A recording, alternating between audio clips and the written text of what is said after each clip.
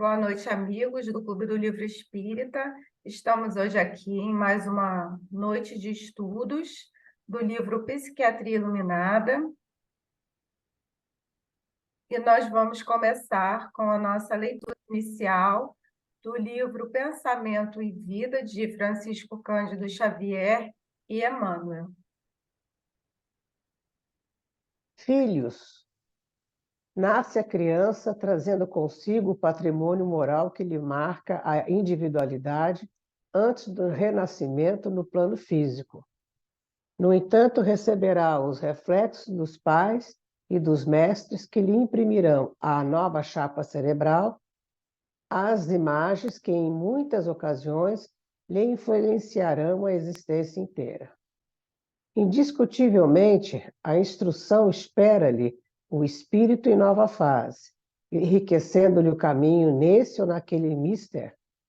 Contudo, importa reconhecer que a palavra escrita, em confronto com a palavra falada ou com o exemplo direto, revela poderes de repercussão menos vivos, mormente quando torturada entre os preconceitos da forma gramatical, e que a voz e a ação prática jazem impregnadas do magnetismo indutivo que se desprende da reflexão imediata, operando significativas transformações para o bem ou para o mal, segundo a natureza que lhes personaliza as manifestações. As crianças confiadas na terra ao nosso zelo são portadoras de aparelhagem neurocerebral completamente nova em sua estrutura orgânica, à afeição de câmara fotográfica devidamente habilitada a recolher impressões.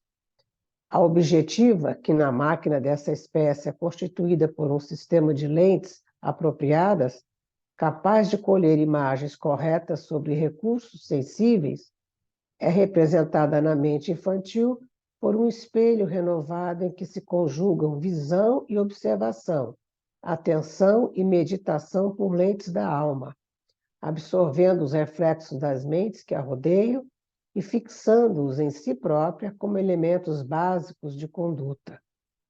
Os pequeninos acham-se, deste modo, à mercê dos moldes espirituais dos que lhes tecem o berço ou que lhes asseguram a escola, assim como a argila frágil e viva ante as ideias do olheiro.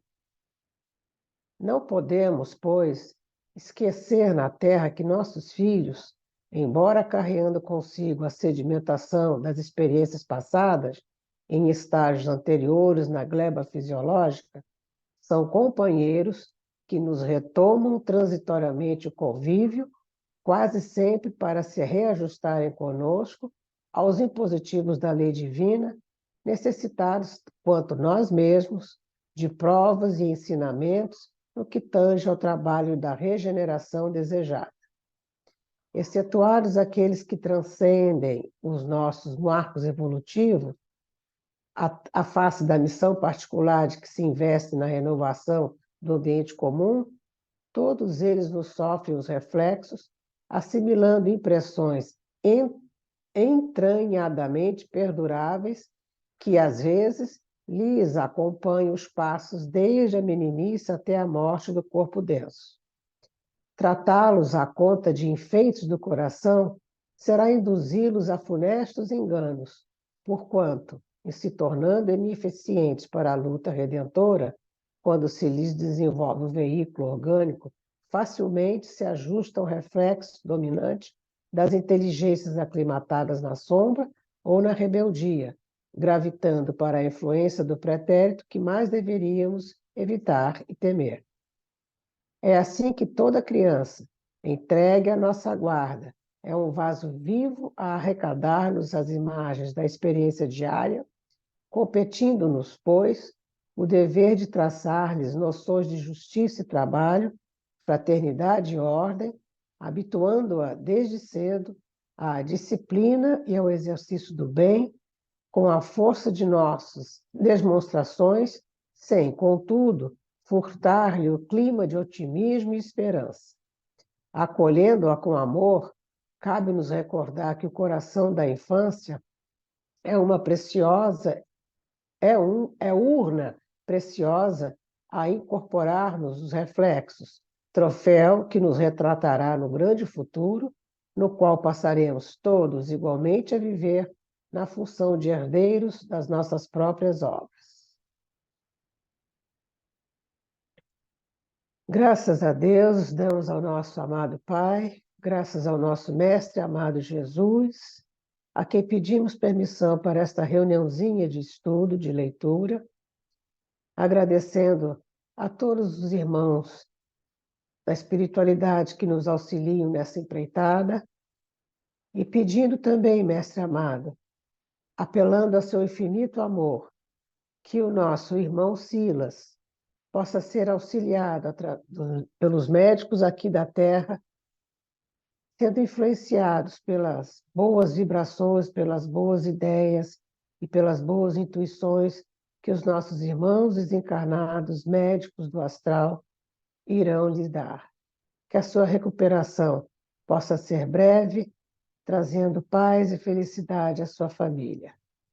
Que assim possa ser, Mestre amado. E agradecemos uma vez mais a atenção recebida e o amor dedicado a todos nós. Que o Pai nos abençoe hoje e sempre. Graças a Deus. Graças a Deus. Obrigada, Thaís. Hoje o nosso tema do Psiquiatria Iluminada é vida mental e comportamento suicida. Interessante como a leitura inicial já traz essa responsabilidade dos pais em relação à educação ética e moral dos filhos, né? Porque ninguém reencarna para falir, ninguém reencarna para ser infeliz. Então, como nós estamos estudando um tema médico com abordagem espírita, nós vamos iniciar essa noite de estudos com um vídeo. O vídeo é mais longo, mas nós vamos ver só 1 minuto desse vídeo para aí sim começarmos a nossa reflexão sobre esse capítulo, que é um capítulo pesado, mas é um capítulo muito importante para nós refletirmos sobre a nossa conduta e aprendermos a nos defender dessas questões que podem acontecer com qualquer um de nós se nós não tomarmos cuidado. Então, é um vídeo do Rossandro Kinley. Vamos lá. Espíritas em atendimento fraterno mediúnico de um sem número de pessoas com ideação suicida. Coisa comum hoje. E quando eu converso com amigos de outras religiões, sejam amigos pastores, amigos padres, eles me relatam a mesma situação. Uma busca frenética de pessoas. Inclusive, o ano passado teve um pastor que se matou, um pastor muito conhecido no Brasil, e que deixou uma carta dizendo o seguinte, que ele cuidava de todo mundo, mas não cuidava dele. E é importante no movimento espírita, para nós que somos cuidadores e que precisamos de cuidado, que nós não tenhamos a arrogância de imaginar que a gente já está pronto só para ajudar. Nós todos precisamos de apoio. Nós precisamos criar um atendimento fraterno para os trabalhadores que atendem.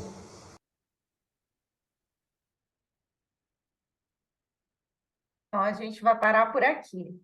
Esse vídeo, ele serve só para introduzir o assunto e depois eu posso até publicá-lo para que vocês ouçam todo, porque vale a pena.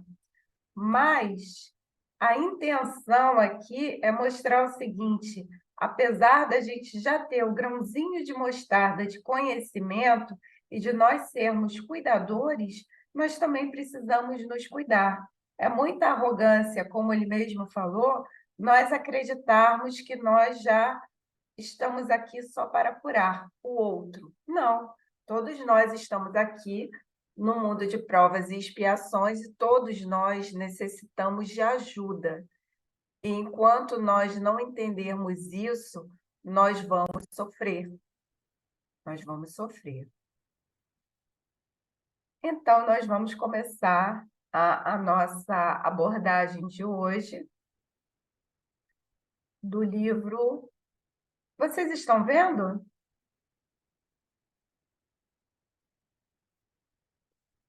Vocês estão vendo a imagem? Sim, estamos sim. Certo. Então, nós vamos começar a nossa abordagem de hoje, do capítulo 11, Vida Mental e Comportamento Suicida. Nesse capítulo, o autor traz vários trechos de vários livros de André Luiz, mas ele traz também alguns trechos de livros de Emmanuel, inclusive do nosso livro de abertura, que é Pensamento e Vida. Mas ele trouxe esse parágrafo desse livro de Emmanuel, se chama Emmanuel, que fala sobre a saúde mental dos indivíduos. Então, Emmanuel fala o seguinte: o estado precário da saúde dos homens, nos dias que passam, tem seu ascendente na longa série de abusos individuais e coletivos. Esses abusos, gente, são os abusos na rebeldia, nas imperfeições, quando a criatura sabe que precisa se modificar, mas ainda é muito endurecida e não se modifica, porque não quer sair da zona de conforto. Então, nós até estávamos comentando anteriormente como as pessoas ainda se aprazem nessas confusões coletivas, como os shows que acontecem aqui na Praia de Copacabana, carnaval e etc. É claro, cada um de nós tem o seu momento de lazer, mas até esses momentos de lazer, eles precisam ser filtrados, porque nós já entendemos que tudo na nossa vida são os pensamentos que nós plasmamos. Então, se nós gostamos de ficar intensivamente nessas confusões, já mostra um pouco como andam as nossas vibrações, a quem nós nos afinizamos. Então, ele fala aqui, ó, abusos individuais e coletivos das criaturas desviadas da lei sábia e justa da natureza. Quantas pessoas vão para os shows, para o carnaval, e quando você convida para uma ação de caridade, um trabalho de caridade, um momento de estudo, de caridade até consigo, de você ir na igreja católica, evangélica, na casa espírita, no que for, as pessoas nunca têm tempo para se espiritualizar, mas para essas questões transitórias, sempre tem tempo. A civilização, na sua sede de bem-estar, parece haver homologado todos os vícios da alimentação, dos costumes, do sexo, do trabalho, ou seja, vícios, sejam eles quais forem, até o vício de não fazer nada, né? Que é a indiferença, quando você não faz o bem e você não faz o mal, você está sendo o quê? Indiferente. Então, você está cometendo o mal também. E o autor, ele traz vários tópicos interessantes para a gente entender essa temática do suicídio, porque na mídia, aqui no Brasil, pelo menos, não se fala os números de suicida por mês, por ano, até para não gerar uma histeria coletiva. Mas nós aqui precisamos falar disso. Mês que vem começa o Setembro Amarelo. E é importante que nós falemos sobre isso, até para prevenção, para você saber identificar. Porque, por isso, nós trouxemos até o vídeo do Rossandro, falando que a demanda de pessoas com tendências suicidas que chegam nas instituições religiosas. Será que está sendo dado um olhar adequado para isso? E aqueles que cuidam na casa espírita, os trabalhadores da casa espírita, será que também estão recebendo esse olhar de caridade da instituição? Então, o autor nos diz aqui que o suicídio é um dos maiores problemas de saúde pública do mundo. Saúde pública do mundo. De acordo com a OMS, aproximadamente 800 mil pessoas cometem suicídio anualmente, em todo o mundo. Mas dados extraoficiais indicam que esse número ultrapassa 1 milhão. de pessoas em todo o mundo. Imaginem na pandemia o impacto que isso sofreu. A cada 2 segundos ocorre uma tentativa de suicídio. E para cada tentativa, estima-se que mais de 20 pessoas pensam em pôr fim à sua existência. A cada ano, morre-se mais por suicídio do que a soma de mortes por guerras e homicídios. Dessa forma, nós podemos até compreender que muitas pessoas ceifaram a própria vida do que o número de pessoas que desencarnaram por Covid. Por quê? Porque não foi dado o olhar adequado. Mas nós vamos falar mais sobre isso.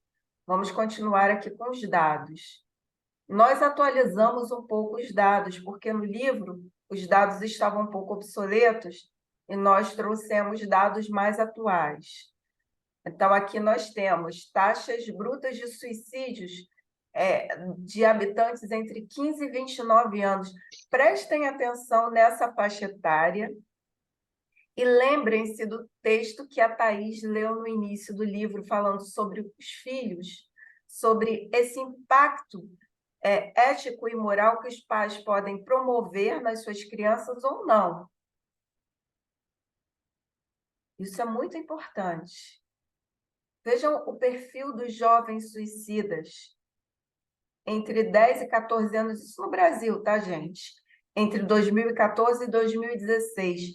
Crianças entre 10 e 14 anos, 417 suicídios. Entre 15 e 19 anos, 2.148 suicídios. Assustador entre 20 e 29 anos, na idade adulta. 20 e 29 anos. Vejam o adoecimento moral da sociedade. Eu achei esse quadro na internet e eu achei muito interessante porque, vejam só, é um quadro que divide em 3 décadas diferentes, de 1980 a 1990, 90 a 2000 e 2000 até 2012. Vejam as décadas cujo o impacto das notícias, né, entre 80 e 90, nós não tínhamos essa comunicação tão rápida e avançada, porque a tecnologia ainda era muito primitiva aqui no Brasil. Porque esses índices são aqui do Brasil. Então, percebam que, como a tecnologia, isso é a minha percepção que eu estou passando para vocês, nas décadas de 80 e 90, que nós não tínhamos as notícias tão rápidas, né? A informação demorava mais para chegar, a nossa sociedade ainda não estava nessa guerra moral, cultural e até religiosa da forma que está hoje, e percebam os impactos dos índices de suicídio. Entre 1980 e 1990, os índices eram pífios, nem se percentava. Existia suicídio? Existia, mas não na intensidade que nós vemos hoje. A partir da década de 1990, nós percebemos essas taxas aumentando. Crise moral na sociedade, falta de espiritualização, excesso de informações, perdas materiais.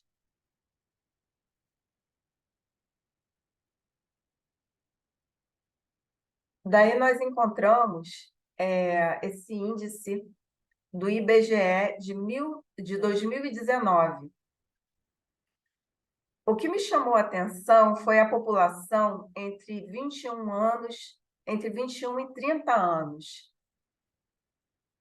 Como é alto a porcentagem 2.621 mortes em um ano. Contabilizando todas as idades, nós temos aqui, por suicídios que foram contabilizados pelo IBGE, fora os que não foram, 12.488 mortes, ou seja, 34 óbitos por dia. Eu me lembrei, na crise de 2015, na crise social que nós tivemos, né? Crise econômica, muitas pessoas se suicidaram entre 2015 e 2016. Como o impacto, né, de desemprego, empresas fechando, abandono de familiares, fez com que as pessoas perdessem a esperança. Porque uma pessoa que chega ao ponto de querer ceifar a própria vida é porque perdeu a esperança. E agora nós vamos ver esses fatores associados a essa perda de esperança. Então, o autor, ele selecionou os fatores associados e nós vamos conversar um pouco sobre isso. Ele colocou aqui, fatores sociodemográficos. Então, ele colocou que o maior índice é do sexo masculino, de população masculina entre 19 a 49 anos, são jovens adultos e idosos. Estados civis, viúvo, divorciado e solteiro, principalmente entre homens, porque geralmente os homens, eles não sabem, vamos colocar assim, se virar sem a esposa. Então, eles perdem o quê? A esperança. E perde o sentido. O divorciado que se separa da família, os filhos ficam longe, o solteiro que não tem a companhia.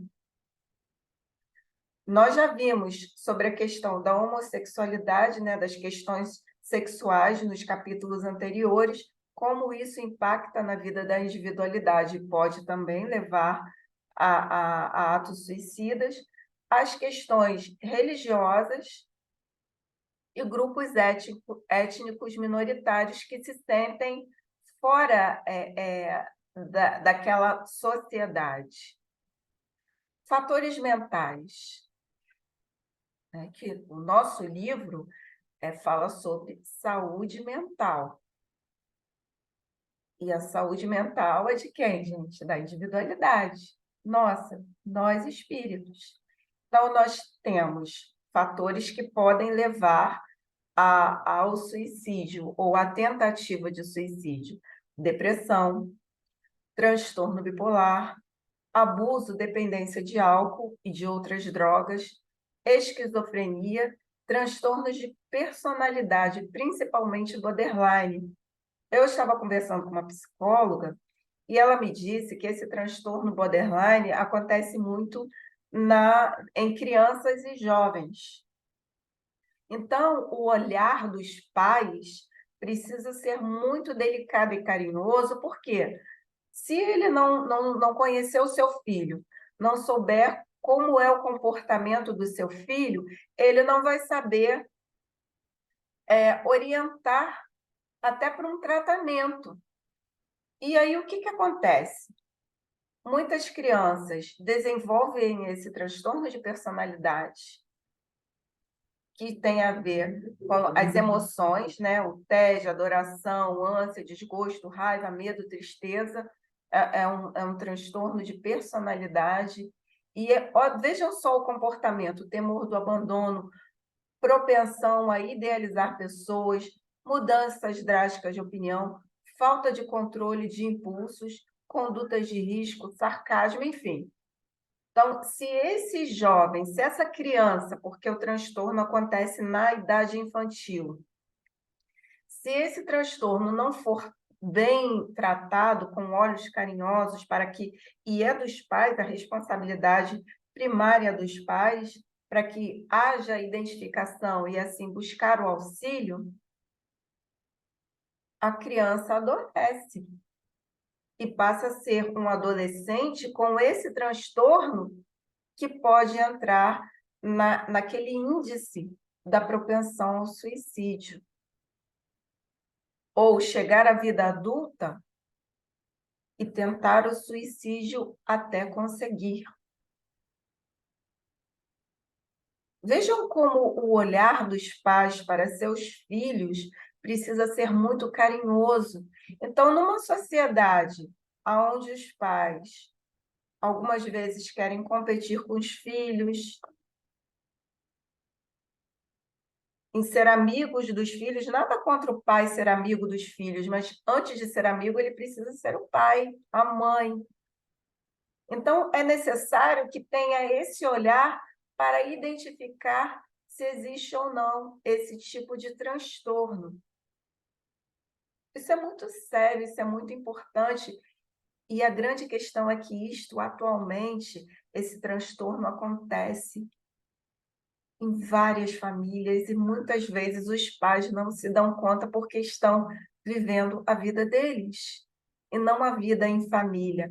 Então, nós temos, de uma forma geral, uma sociedade adoecida. Então, é necessário que se veja o histórico familiar de doenças mentais, a falta de tratamento ativo e continuado em saúde mental. É a pessoa que passa por um transtorno mental e para de visitar o psiquiatra, para de tomar o remédio. Numa dessas de parar de tomar o remédio por conta própria, a pessoa pode cair numa depressão e ceifar a própria vida. A ideação ou plano suicida, tudo isso, gente, é o adoecimento da individualidade, porque são sentimentos e emoções que a individualidade trouxe consigo. A tentativa de suicídio pregressa, o histórico familiar de suicídio. Então, tudo isso deve ser observado por pessoas que estão próximas, pelos profissionais de saúde que tratam essas criaturas. O problema é muito maior do que nós imaginamos. Vejamos as porcentagens em relação ao número de suicídios. Vejam, 36% são os transtornos de humor, 22% dos suicídios, transtornos relacionados ao uso de substâncias, 12% transtornos de personalidade, ou seja, são doenças da alma. É o que nós estamos estudando nesse livro praticamente desde o início. É a reeducação do indivíduo, os transtornos psicossociais da individualidade com a sociedade. Então, nós vemos aqui abusos físicos, sexuais ou moral, violência doméstica. A pessoa está lá num lar adoecido, sofrendo abusos. Então, quando ela não vê saída, quando ela perdeu a esperança, se ela não tiver ajuda adequada, por isso que o CVV, Centro de Valorização à Vida, tem um trabalho lindíssimo, que é a linha, né, de telefone que a pessoa pode tirar essa ideia da cabeça, enxergar um novo horizonte, uma nova luz, despertar uma esperança. O que nós vimos, olha, perda ou separações dos pais na infância. Quando há uma desencarnação ou um abandono, a instabilidade familiar. Vejam como o nosso primeiro núcleo social é o nosso núcleo familiar. Se é instável, desequilibrado, vai gerar algum transtorno na individualidade. ausência de apoio social. Esse apoio social, muitas vezes, também é na instituição religiosa que a pessoa habita, seja a casa espírita, seja a católica, a evangélica, o que for. Se você não tem um apoio no lugar que você frequenta, fica difícil. Nós vimos o isolamento social. Na época da pandemia, muitas pessoas ceifaram a própria vida na pandemia, porque se desequilibraram. Nós vamos falar mais sobre isso à frente. Se desequilibraram. Essa ausência da espiritualização foi por minha conta. Porque quando você não crê em nada, só na matéria, quando você é materialista, fica difícil você ter esperança. Quando você está ligado só no dinheiro, no trabalho, nas metas materiais, fica difícil, porque você idealiza uma coisa, eu quero comprar aquela casa. Aí você trabalha para isso, comprou. E aí? Aí você idealiza outra meta, mas é outra meta material. Você não tem metas espirituais, que é a proposta da doutrina espírita. Conhece-te a ti mesmo para modificar o que ainda é necessário modificar. Então, qual é a minha meta hoje, por exemplo? Que cada um de nós tem que buscar isso. Eu ser uma pessoa amanhã melhor do que eu fui hoje. Aí o autor continua: perda afetiva recente ou outro acontecimento estressante. Então, gente, acontecimentos estressantes fazem o quê? Com que a pessoa se desequilibre mentalmente. E isso, naquele momento de ansiedade, de fúria, do que for, ela pode sim ceifar a própria vida. A solidão em datas importantes, Natal, aniversário, Ano Novo. Por isso que foi tão importante, na época da pandemia, quando as pessoas se viam pelo aplicativo, né? Como esse que nós estamos nos comunicando agora, as pessoas ligavam e se viam pelo vídeo.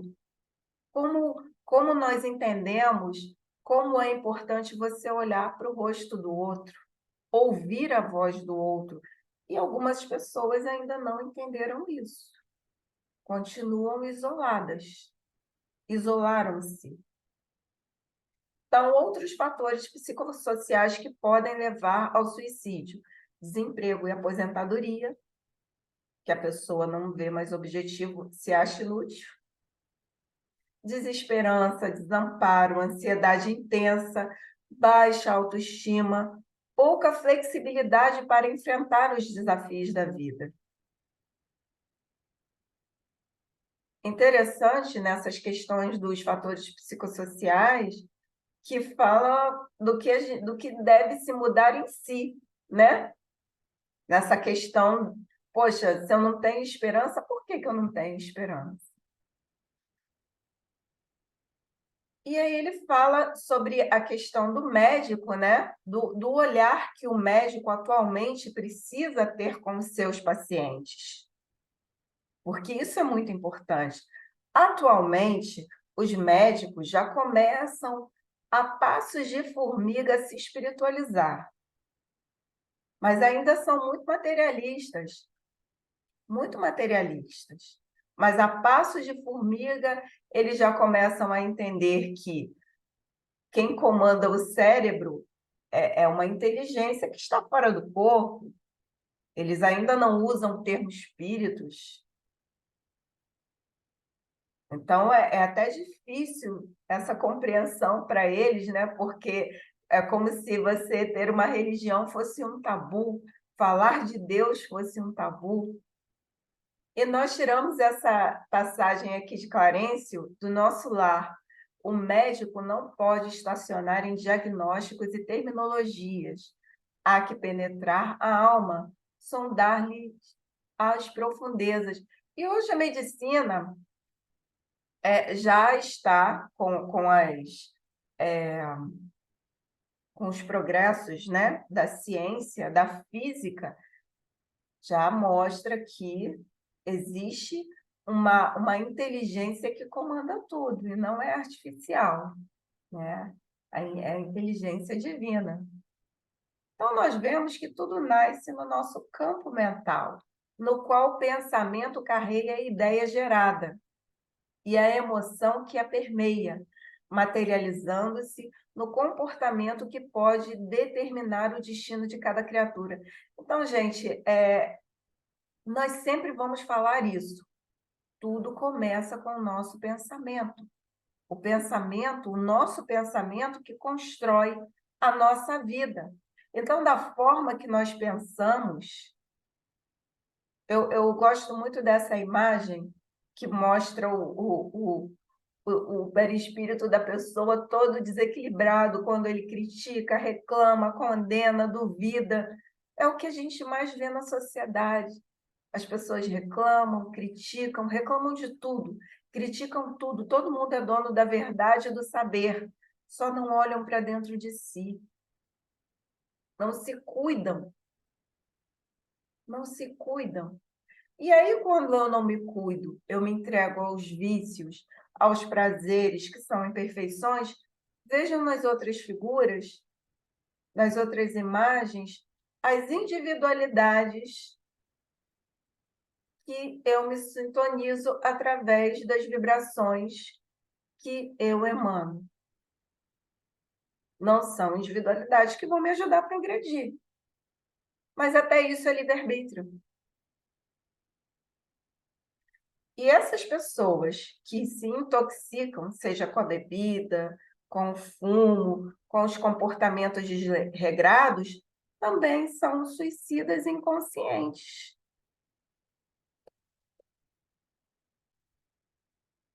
Eu adoro essas imagens, porque essa primeira que tem o esquema completo é o ser integral. O espírito, o corpo mental, o corpo espiritual e o duplo etérico. E o corpo físico, que é o nosso corpo que nos ajuda a evoluir nesse plano material. E no nosso corpo físico nós temos os órgãos. Só que quem comanda todo o espetáculo somos nós, individualidades espirituais. E quem é que pensa? O espírito. Então, o cérebro real é aparelho dos mais complexos, o órgão que está no nosso corpo físico, em que o nosso eu reflete a vida. Através dele, sentimos os fenômenos exteriores, segundo a nossa capacidade receptiva, que determinada pela experiência. Então, vejam só, de acordo com as emoções, com os sentimentos e emoções que eu abrigo, se eu estou me esforçando em me melhorar, fazer essa transformação íntima que Jesus nos propõe, porque o nosso modelo guia é Jesus, e Jesus que nos propõe que nós nos modifiquemos, que nós nos transformemos. Então, se eu me proponho a isso, eu estarei agregando, recebendo coisas boas. Eu vou procurar ler bons livros, ouvir boas músicas, estar com pessoas que agreguem alguma coisa boa para mim. Mas quando eu me aproximo de pessoas que não estão na mesma frequência vibracional que a minha, eu saberei criar um escudo fluídico para que a energia ruim que talvez ela esteja passando não chegue até mim. Então, eu não vou receber essa emoção, essa percepção negativa. Por quê? Porque eu já estou me melhorando, me capacitando para ser uma pessoa melhor. Mas, se eu estou nesse nível vibracional de reclamação, de condenação, de duvidar, de me entregar às sensações materiais, eu estarei vinculada com individualidades naquele mesmo nível que o meu. E a minha capacidade receptiva vai ser aquela daquelas individualidades que estão comigo. De ir para o show, aonde tem arrastão, aonde tem aquelas luzes. O que me compraz? Jesus já nos disse: onde está o seu tesouro, lá estará o seu coração. O tesouro, para mim, é uma coisa, para cada um de vocês é diferente. Então, varia de criatura para criatura, em virtude da multiplicidade das posições da sua escala evolutiva. Então, nós temos lá no Livro dos Espíritos a escala espírita, onde nós temos uma percepção da evolução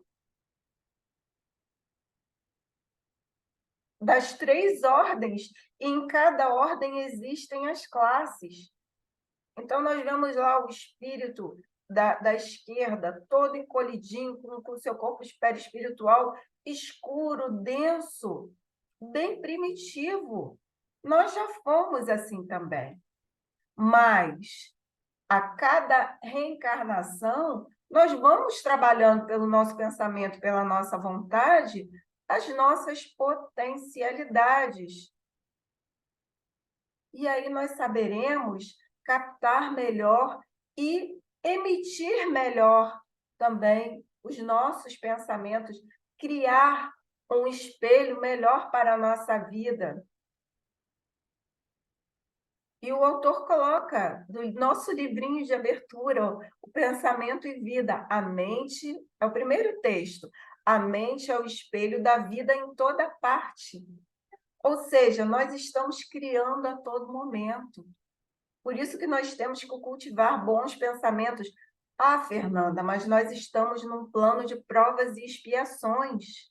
Sim, nós estamos num plano de provas e expiações, mas nós somos artífices do nosso destino. Se eu me esforço para manter um padrão vibratório mais alto, apesar de estar numa confusão de vibrações, de energia, porque o nosso pensamento é energia viva, eu me recolho em prece, eu me recolho em meditação.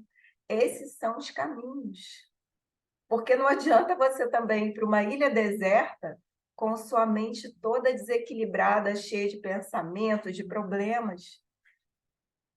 A gente precisa criar a nossa paz interior. Enquanto nós não reeducarmos os nossos sentimentos, as nossas emoções, e não é fácil isso. Jesus nunca prometeu facilidade, mas ele prometeu que sempre estaria conosco. Nós é que muitas vezes nos afastamos, não queremos sair da nossa zona de conforto, ou como o Rossandro colocou, nós somos espíritas, eu estou ajudando todo mundo, não preciso de ajuda. Eu vim aqui para curar.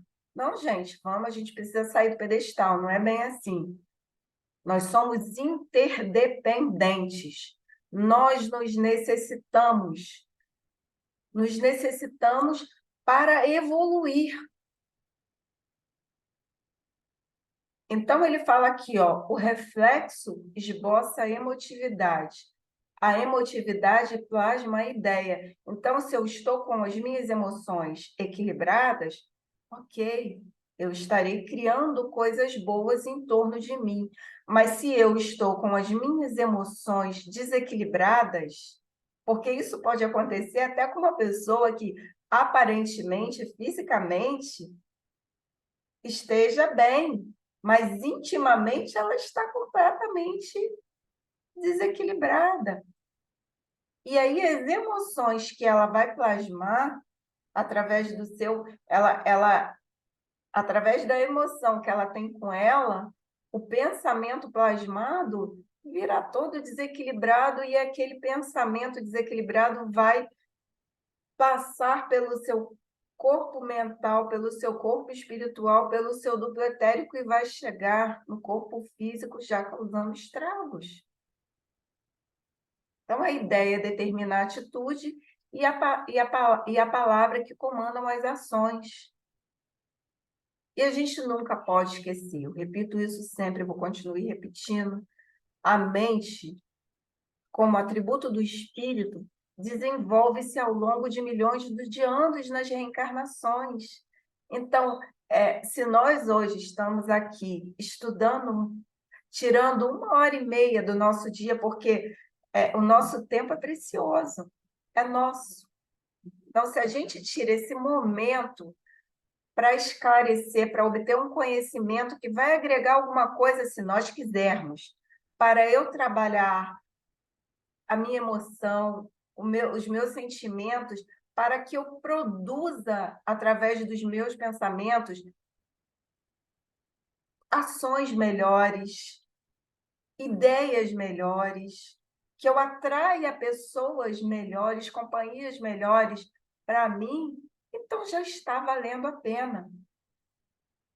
Porque até as pessoas que se compreenderem isso, vão, quando surgir essa ideia, esses pensamentos diferentes, que pode acontecer com qualquer um de nós, que vem pela obsessão, se eu me esforço na manutenção dos meus bons sentimentos, quando surge um pensamento estranho desse, poxa, a minha vida não faz mais sentido, eu vou acender aquele sinal vermelho.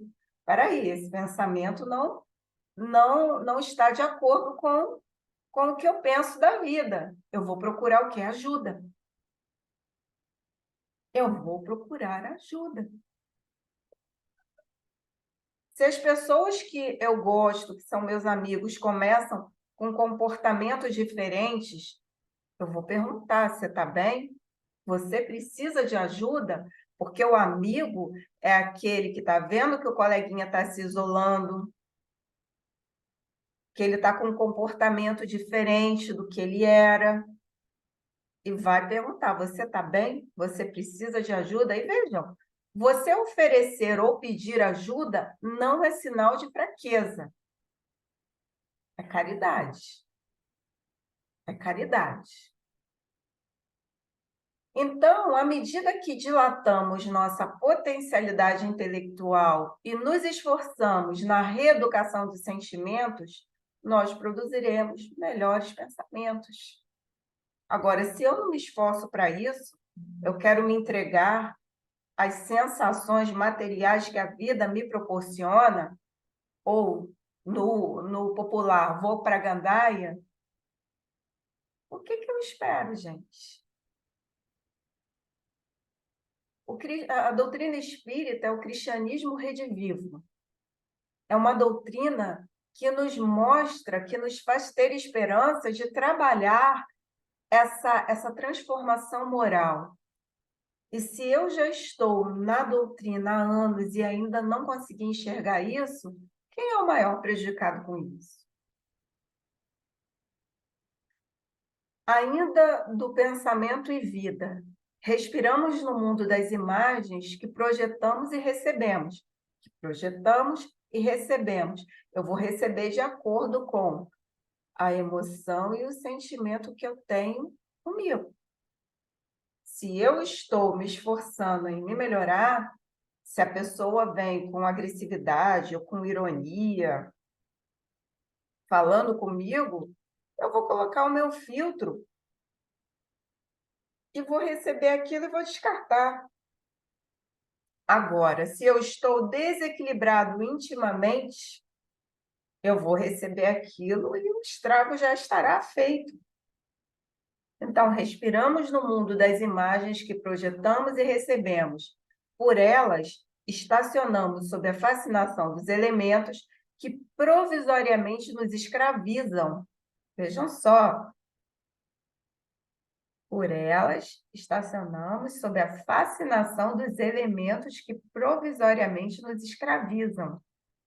E, através delas, incorporamos um influxo renovador dos poderes que nos induzem à purificação do progresso. Que todos nós estamos fadados ao progresso. Agora, quanto tempo isso vai demorar vai depender da minha vontade de querer evoluir mais rápido ou não.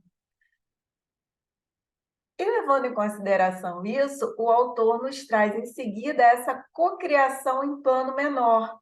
O que é a cocriação em plano menor?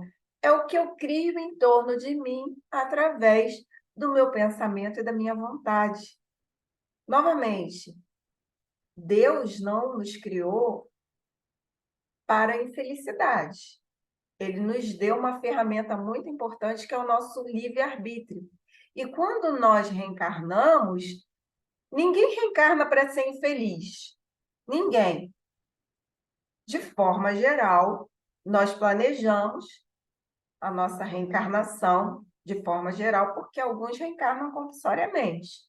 Não tem ainda essa condição de fazer o seu planejamento reencarnatório. E ninguém reencarna para ser infeliz. Ninguém reencarna para ser infeliz.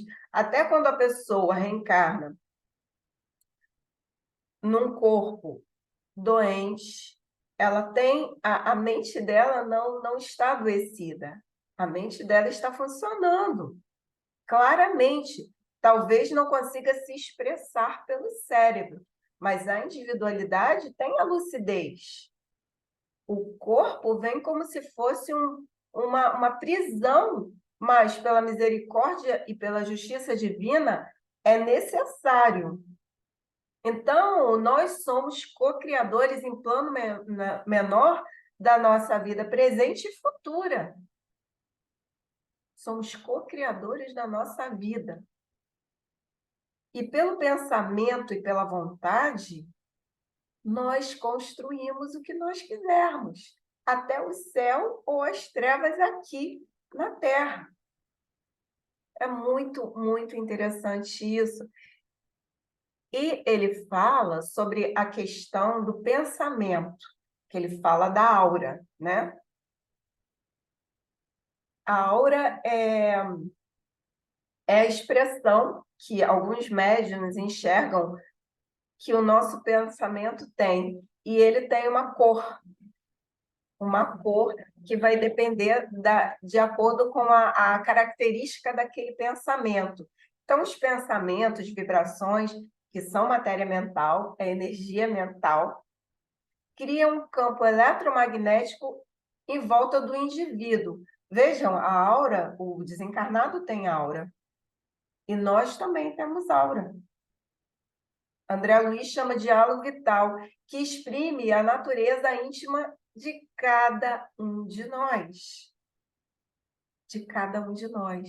Certa vez, um amigo meu falou, ele trabalhava numa loja, e ele era médium, ele é médium, e ele conseguia enxergar a aura das pessoas. Então, ele viu uma pessoa entrar na loja e ele falou, ele não conhecia a pessoa, ele era gerente da loja, e ele chegou perto da pessoa e começou a conversar com ela.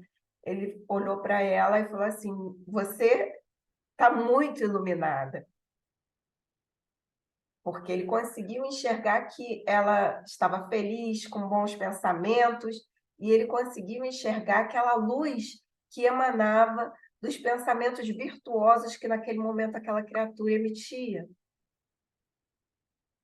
Agora vocês imaginem quando as pessoas estão aborrecidas, maldizendo as outras, desejando mal para as outras. Imaginem o halo vital, a aura toda escura daquelas individualidades, ou vermelha, né, de raiva, de discussão. Então, as criaturas vivem cercadas pelo halo vital das energias que lhes vibram o âmago do ser. O que cada um tem, o que cada um trabalha com os seus sentimentos, com as suas emoções, vão produzir os pensamentos que são energia, mesmo se esse pensamento não for materializado pelo verbo ou pelas ações. O pensamento está lá. Vejam só a importância, gente, da nossa reeducação íntima, dessa nossa reeducação de sentimentos. Esse halo é constituído por partículas de força a se irradiarem por todos os lados, tecidas das correntes do pensamento próprias do indivíduo. Vejam lá em Gênesis, capítulo 14. E aí nós entendemos que o envoltório perispirítico de nosso se modifica com o nosso progresso moral e se realiza através das reencarnações. É responsabilidade nova. E qual é o caminho para isso? É deixar os hábitos antigos, nocivos, as imperfeições que ainda habitam em nós e começar a se esforçar cada vez mais nessa reeducação dos sentimentos, em utilizar melhor o nosso livre-arbítrio, porque a justiça divina está aí, gente. A semeadura é livre, a colheita é obrigatória.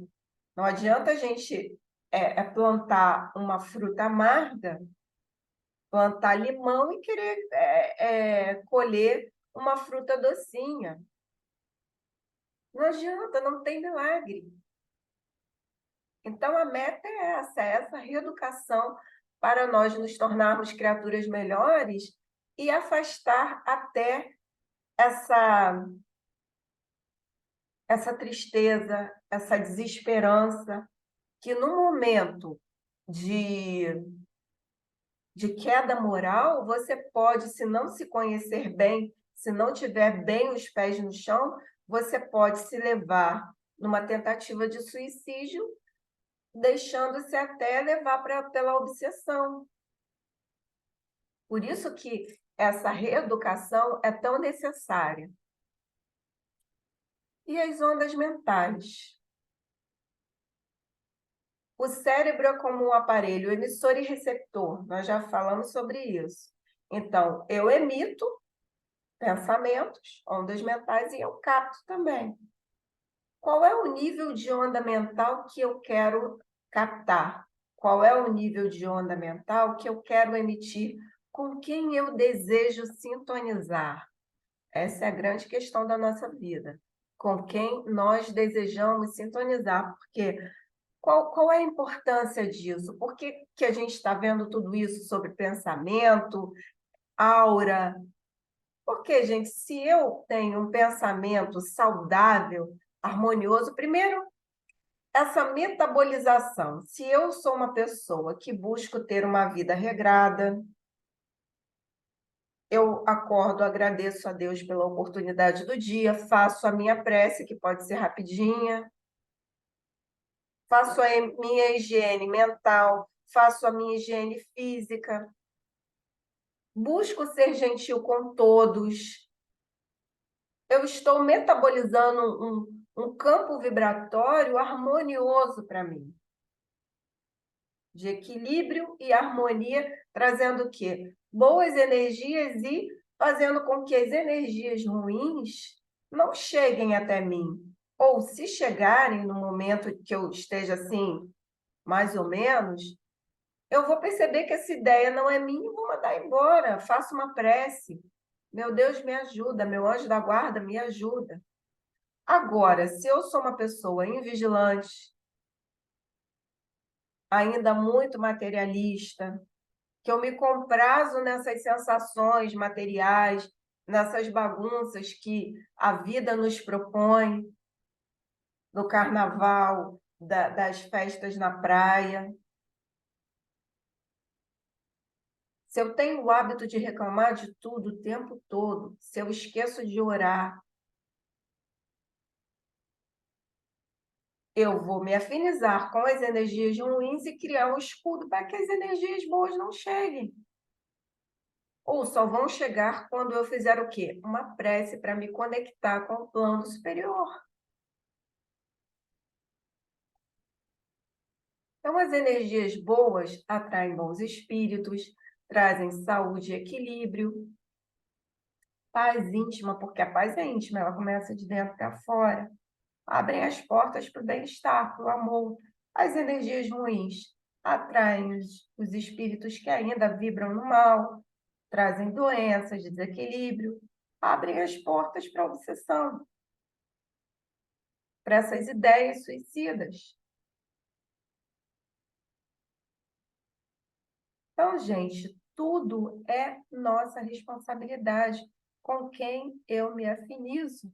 Quais são as vibrações que eu estou emitindo para que ocorra essa afinidade?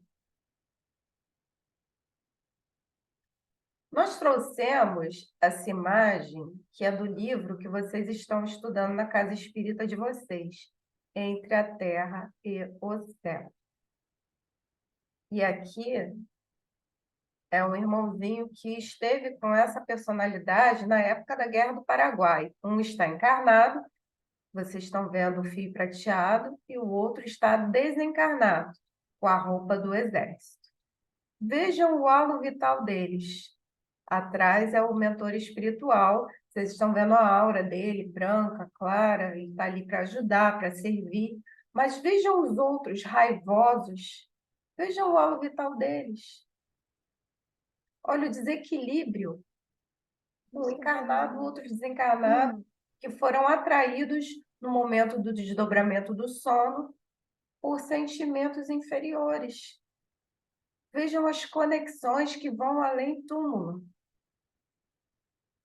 E Buda já nos dizia: vigie seus pensamentos, porque eles se tornarão suas palavras. Aí a gente tem que pensar muito antes de falar, né? Porque às vezes, pela nossa inconsequência, pela nossa rebeldia, nós falamos bobagem e as pessoas se afastam. Então a gente tem que vigiar os nossos pensamentos, porque elas se tornarão palavras. Vigie suas palavras, porque elas se tornarão os seus atos. Vigie seus atos, porque eles se tornarão o seu caráter. Porque ele será o seu destino. Então, o pensamento é sempre nosso. E nós que qualificamos esse pensamento, nós que damos essa qualidade. Aí nós precisamos caprichar, porque nós já temos, quando a criatura é ignorante, desconhece isso que nós estamos tratando, até vá lá, mas nós já temos esse grãozinho de mostarda do conhecimento, então nós precisamos caprichar mais, qualificar os nossos pensamentos para que nossas palavras, atos e caráter nos proporcionem o melhor destino. E o autor continua falando sobre essa questão da saúde mental relacionada ao suicídio, sobre a consciência e a inconsciência. Até que ponto interferem nisso? Então, nós sabemos que nós somos espíritos. Nós estamos transitoriamente aqui na carne, mas nós somos espíritos.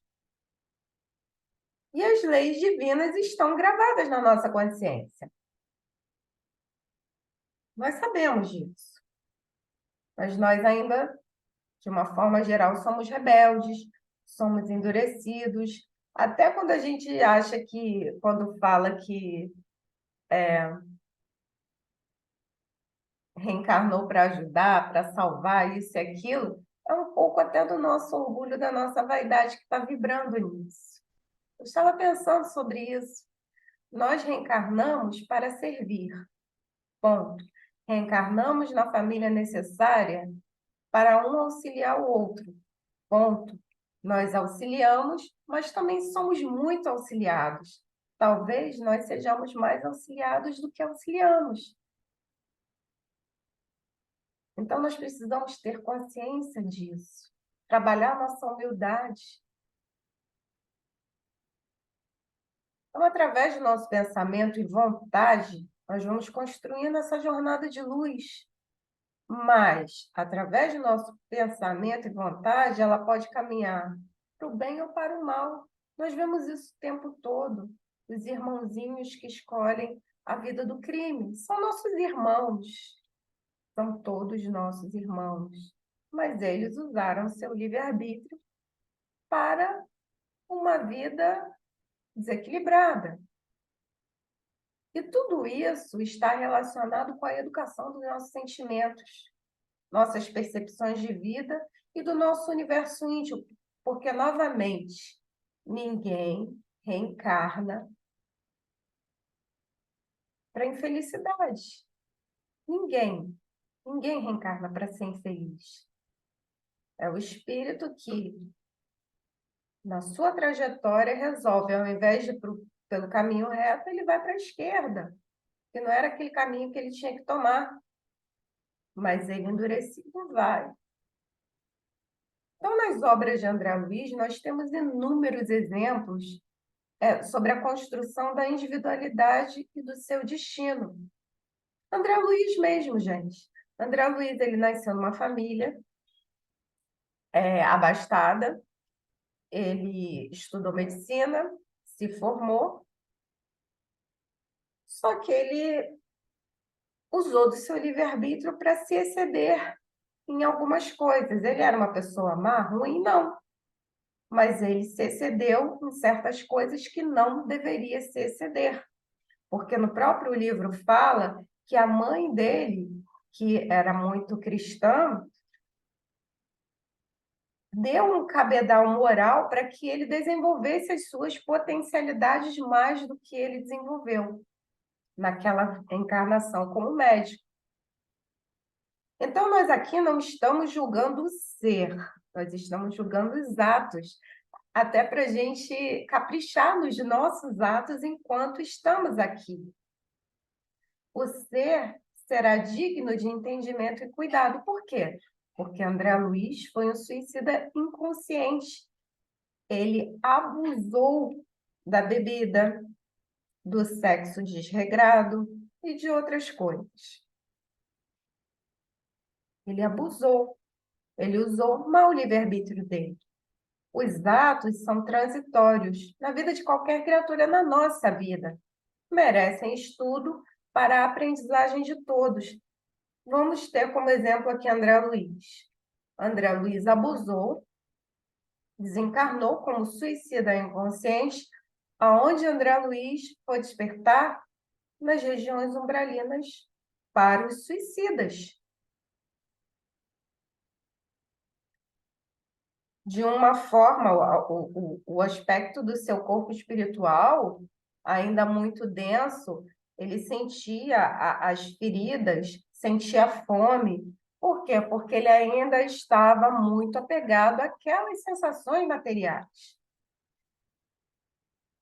Mas no momento em que ele se lembrou de Deus e pediu ajuda, ele foi socorrido. Por quê?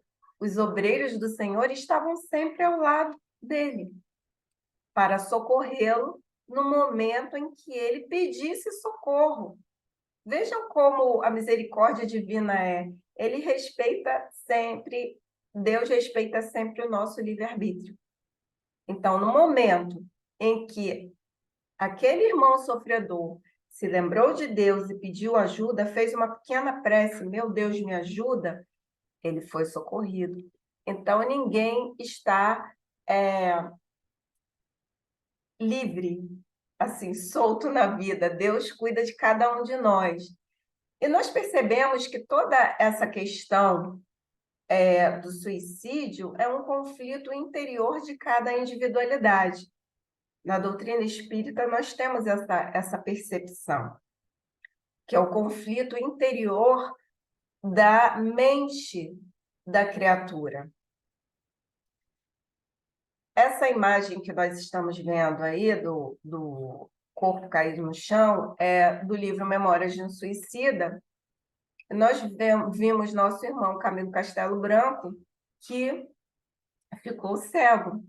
Ele era escritor e ficou cego. O que aconteceu com ele? Ele era uma pessoa ruim? Não. Só que no momento em que veio um desafio na vida dele e que ele precisava passar por esse desafio na vida, ele ficou desesperado, desequilibrado, houve um conflito íntimo e ele ceifou a própria vida. Quando ele despertou no Vale dos Suicidas, ele percebeu que a vida continuava. Em determinado momento foi resgatado e foi trabalhar na Legião de Maria. Então, apesar dos erros dos irmãos que ceifam as suas vidas, o plano espiritual sempre ampara. Mas, se nós pudermos já ir nos reeducando, reeducar o nosso olhar em relação a nós, primeiro, porque nenhum de nós está livre disso, de passar por isso, e reeducarmos o nosso olhar em relação aos nossos irmãos, nós poderemos prevenir, que é o trabalho do CVV, do Centro de Valorização à Vida. Então, é um assunto muito sério esse, é muito dolorido.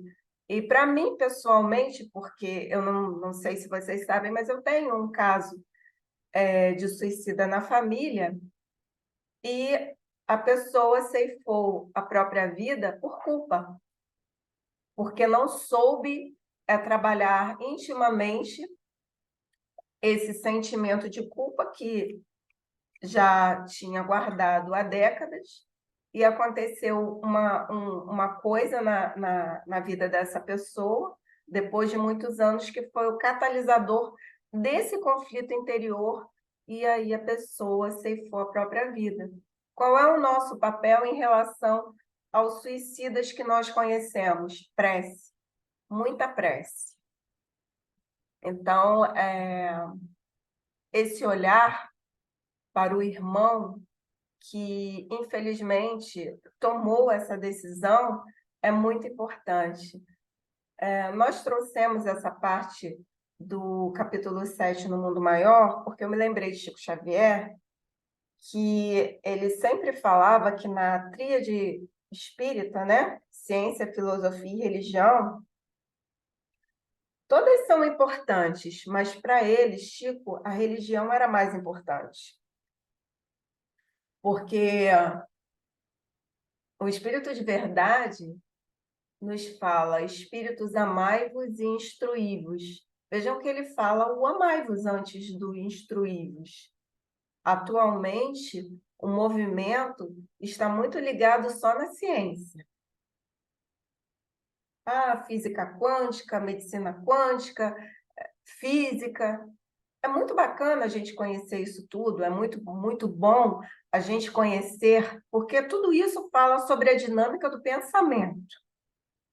Em Evolução em Dois Mundos, se nós formos nos debruçar nesse livro, que Chico psicografou nos anos 30, 40, fala sobre a física quântica.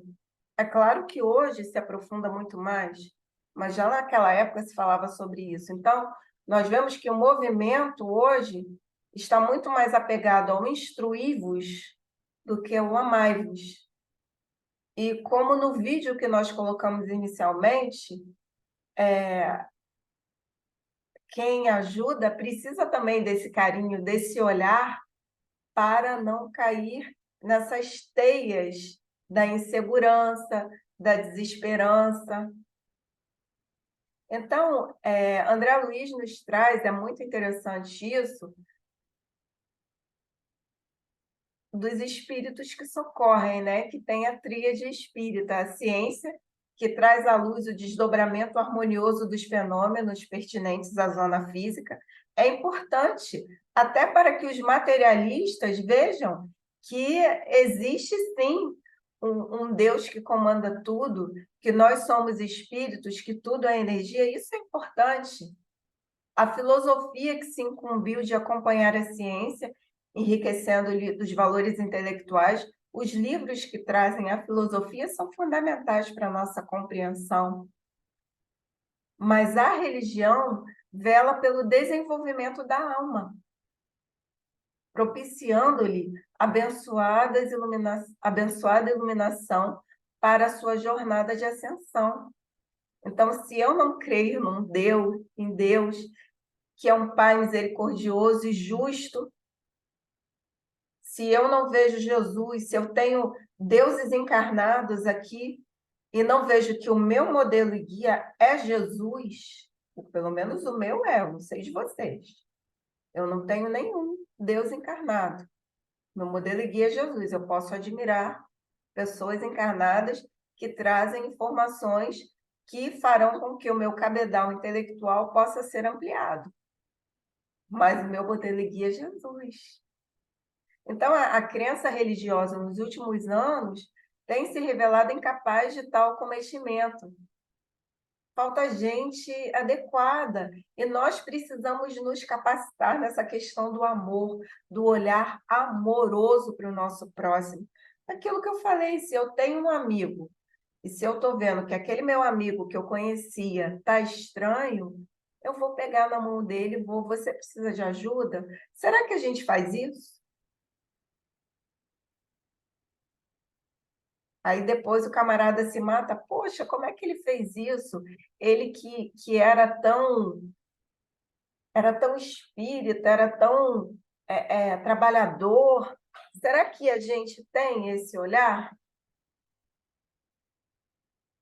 Já partindo para o final, nós trouxemos aqui só para a gente entender a questão da ação e reação, né? De causa e efeito. Por quê? É o mecanismo da morte. Quando a individualidade passa pelo seu ciclo reencarnatório, o que acontece? Existe a deterioração do corpo físico. Pode ser por questões naturais, né, do envelhecimento do corpo, ou por doença.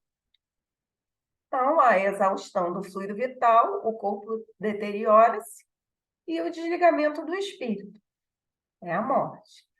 Ou o suicídio, que a pessoa causa a própria morte, e não há essa exaustão dos fluidos, e o desligamento haverá, mas com um pouco mais de dificuldade, e Deus nunca desampara nenhum dos seus filhos, mas existe a causa e efeito. A lei vai cuidar disso. Do livro Ação e Reação, André Luiz fala que da justiça ninguém fugirá. É igual Chico falava que Emmanuel falava para ele que da morte nós podemos fugir, mas da vida ninguém foge, porque a vida continua. A gente não tem como fugir da vida, porque a vida ela continua aqui e lá. Então, da justiça ninguém fugirá, mesmo porque a nossa existência, em acordando para a santidade da vida, aspira a resgatar dignamente todos os débitos de que se onerou perante a bondade de Deus. É necessário nos adaptemos à justiça, à justa recapitulação das experiências frustradas, utilizando o patrimônio do tempo. Daí nós nos lembramos de Stephen Hawking.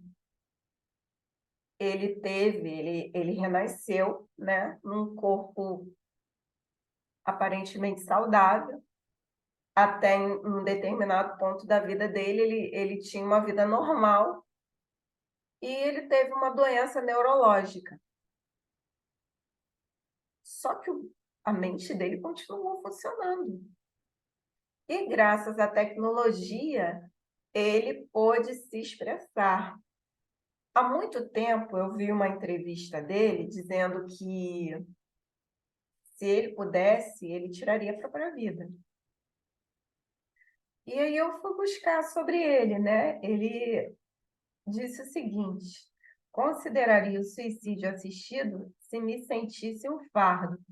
Aí vamos pensar no seguinte: por que ele não se sentia um fardo?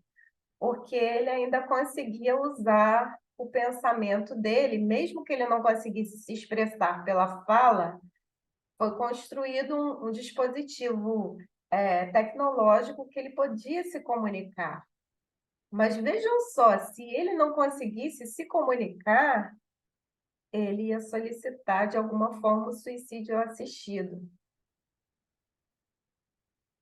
Aí a gente pode entender até um pouco de orgulho, né? Nessa criatura que estava aprisionada nesse corpo. Veja bem, nós não estamos julgando, a gente está analisando toda a questão.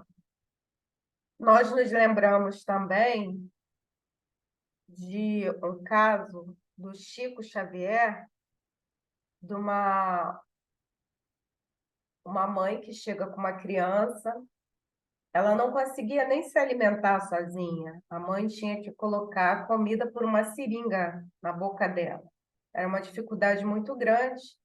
E Emmanuel disse que aquele espírito veio daquela forma, sem poder andar, sem poder mexer os braços, sem poder falar, porque em outras reencarnações ela tinha recorrência de suicídios. Então ela veio naquele corpo para viver por um período para aprender alguma coisa. Porque mesmo que a gente olhe para uma pessoa assim, numa situação dessa que nós estamos vendo, ele está evoluindo. A nossa percepção ainda é muito pequena para isso, porque a gente só enxerga o material, mas os espíritos que vêm nesses corpos estão evoluindo de alguma forma. Eu gosto muito desse parágrafo dessa autora, que ela fala o seguinte, ó, ser espiritualizado não é ser adepto de uma religião ou frequentar o espiritismo. Ser espiritualizado é ser responsável por manter o seu nível de consciência elevado, ou seja, o seu padrão vibratório, os seus pensamentos, entendendo definitivamente que toda ação tem uma reação, com sentido oposto ou da mesma intensidade. A lei física da atração mostra que a sintonia entre acontecimentos e pensamentos de um mesmo padrão. E para a gente encerrar, depois eu vou só colocar um vídeo do Chico Xavier falando sobre esse tema. Nós temos aqui o último tópico do que o autor colocou, que é o capítulo 5 do Evangelho segundo o Espiritismo, Bem-aventurados os aflitos, que nós não entendemos as causas atuais das aflições dessa vida. E muitas vezes as aflições ocorreram por erros dos pretéritos, até mesmo suicidas, que reencarnam em condições difíceis para resgate. E eu gosto muito do item 19, que é um texto de Santo Agostinho, que fala assim: o Senhor marcou com o seu selo todos aqueles que creem nele. Cristo vos disse que com a fé, transportam-se as montanhas. E eu vos digo que aquele que sofre e tiver fé por sustentáculo, será colocado sob seu amparo e não sofrerá mais. Os momentos das mais fortes dores serão para ele as primeiras notas de alegria da eternidade. Então, a doutrina espírita ela tem essa beleza, porque quando a gente compreende até minimamente a dinâmica, você vai trabalhando essa resignação. Você vai se tornando uma criatura mais resignada, sabendo que Deus está no controle de tudo, e Ele está. Sua alma se desprenderá de tal forma de seu corpo que, enquanto esse se contorcer sob as convulsões, ela planará nas regiões celestes, cantando com os anjos os hinos de reconhecimento da glória do Senhor. Felizes aqueles que sofrem e que choram, que suas almas se alegrem, porque serão abençoadas por Deus. E o autor traz o poema de Maria Dolores, que nós pegamos só o finalzinho, que é quando Jesus vai encontrar com Judas. Maria, um amigo não esquece a dor do outro amigo que cai. Foi o que eu falei para vocês. Se a gente está vendo o amigo numa situação difícil, é nosso papel de cristão oferecer ajuda, por que não? Antes de me altear a celeste alegria, ao sol do mesmo amor a Deus, em que elevas, valia-me, após a cruz, das grandes horas mudas. Então, Jesus teve um hiato, né? E desci para as trevas a fim de aliviar a imensa dor de Judas. Realmente, Jesus, ele soube até o final trazer essas questões para que a gente percebesse que nós estamos aqui para amar. Nós estamos aqui para aprender a amar. Nós ainda não sabemos amar conforme Jesus nos ama. Nós estamos ainda tateando. Tateando. E só vou pedir para vocês só um minutinho, que eu achei um vídeo do Chico. Uma criança excepcional. Que fala sobre essa questão das crianças, para a gente encerrar essa nossa noite de hoje com esperança, né? Que a esperança é tudo na nossa vida. Sem esperança, a nossa vida fica vazia. É karma, que a gente diz em termo espiritual, karma, o sofrimento é dos pais ou da criança?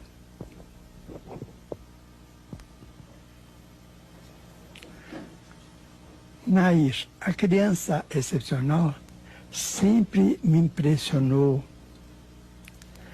pelo sofrimento de que ela é portadora, não somente em se tratando dela mesma, mas também dos pais. E isso tem sido tema de várias conversações minhas com o nosso Emmanuel, que é o guia espiritual de nossas tarefas. Ele então diz que, em regra geral, a criança excepcional é o suicida reencarnado. Reencarnado depois de suicídio recente. Porque a pessoa, quando pensa que se aniquila, ela está apenas estragando ou perdendo a roupa que a providência divina permite de que ela se sirva durante a existência, que é o corpo físico. A verdade é que ela, em si, é um corpo espiritual. Então, os remanescentes do suicídio acompanham a criatura que praticou a autodestruição para a vida do mais além. Lá ela se demora algum tempo, amparada por amigos, que toda criatura tem afeições por toda parte, mas volta à Terra com os remanescentes que ela levou daqui mesmo após o suicídio. Se uma pessoa espatifou o crânio, se o projétil atingiu o centro da fala, ela volta com a mudez. Se atingiu apenas o centro da visão, ela volta cega. Mas se atingiu determinadas regiões mais complexas do cérebro, ela vem em plena idiotia. E aí os centros fisiológicos não funcionam. A endocrinologia teria de fazer um capítulo especial para estudar uma criança surda, muda, cega, paralítica, porque aí a criatura feriu a vida no santuário da vida, que é a parte mais delicada do cérebro. Se ela suicidou-se, mergulhando-se em águas profundas, ela vem com a disposição para o enfisema infantil ou da mocidade, nos primeiros dias da vida.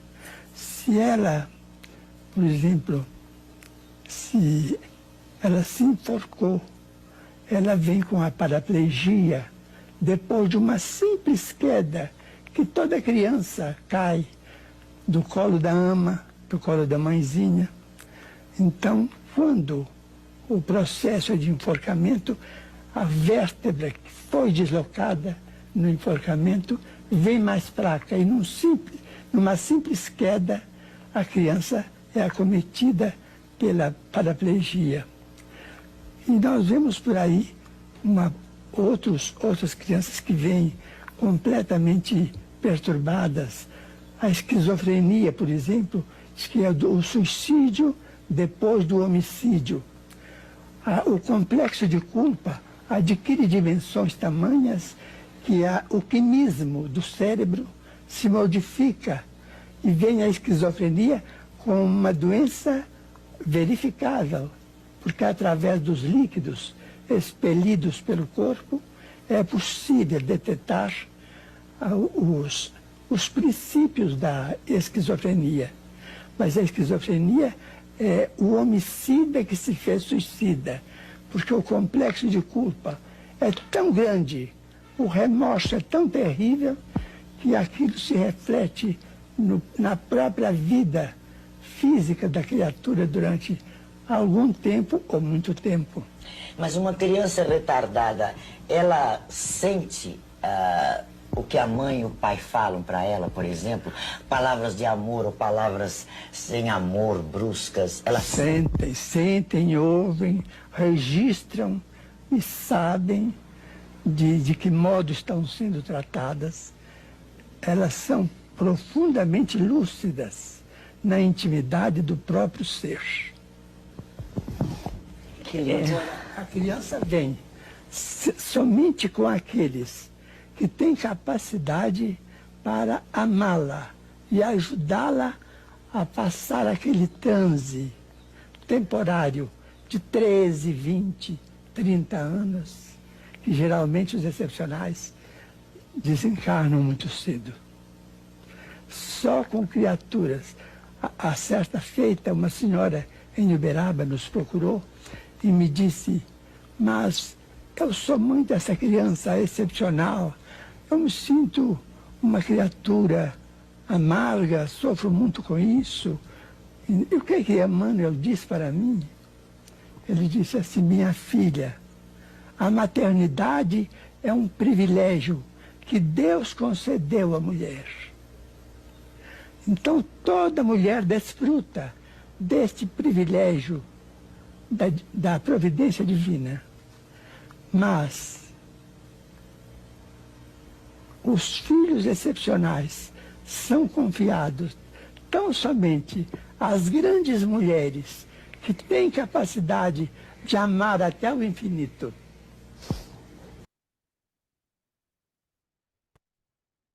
Então é isso, gente. Foi um assunto pesado, o suicídio, a questão da saúde mental relacionada a isso, mas eu acho que deu para a gente compreender que tudo depende da nossa capacidade de olhar, né, para nós, para o outro, e da importância da gente se esforçar cada dia mais de manter uma reeducação dos nossos sentimentos e do nosso padrão vibratório cada vez mais elevado para não embarcar nessa loucura social que a gente está vivendo. Alguma de vocês gostaria de falar alguma coisa? Tem que botar seu som, Maria Silvia.